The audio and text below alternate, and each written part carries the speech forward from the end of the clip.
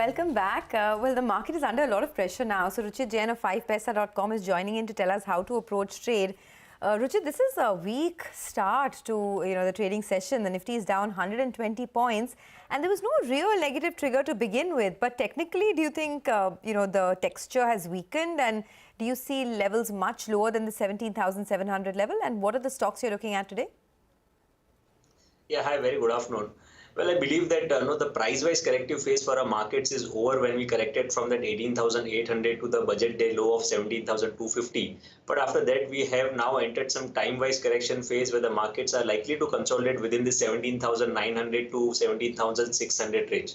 And the only factor of worry that we are looking is that FIS positions, because they have not only been selling in the cash market, but also in the index futures market. They have created short formations in this February series, and they have not started covering yet.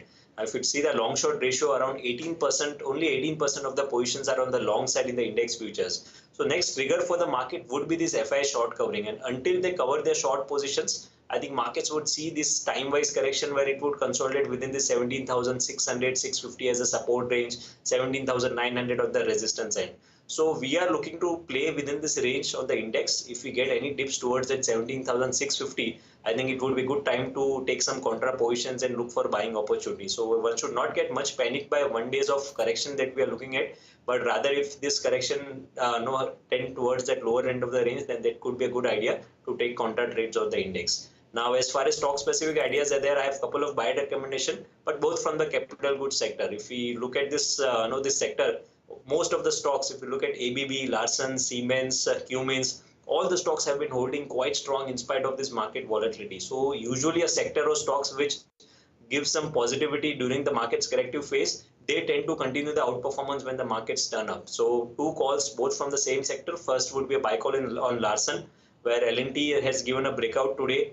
In spite of weak market, we are seeing a good buying interest in the options segment as well. So one can go long around current price with stop loss below 21.55 for targets around 22.75. And Siemens from the same sector, where we have seen previous breakouts, previous swing high breakouts have already been done. So I think this sector as a whole is likely to show some good outperformance. One can go long on Siemens also for short term with stop loss below 3,000 for targets around 33.70. Okay. Ruchit, just a quick word. You said that one shouldn't worry about the losses that we're seeing today. Would that be applicable to the mid-caps as well? Because last week there was a clear outperformance for the mid-caps, and today there's a clear underperformance.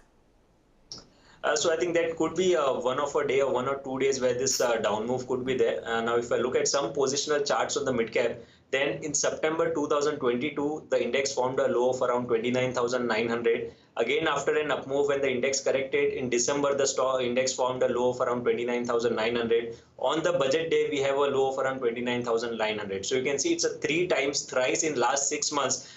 This Nifty Midcap Index have defended the 29,900, 30,000 range. So this indicates that till the support range is intact, positionally biasness is not negative. So I think yes, it could be just 1 or 2 days where we would see some correction in the midcap index. But broader picture, if I see, then till this 29,900 is intact, I don't think that midcaps would see some major crackdowns.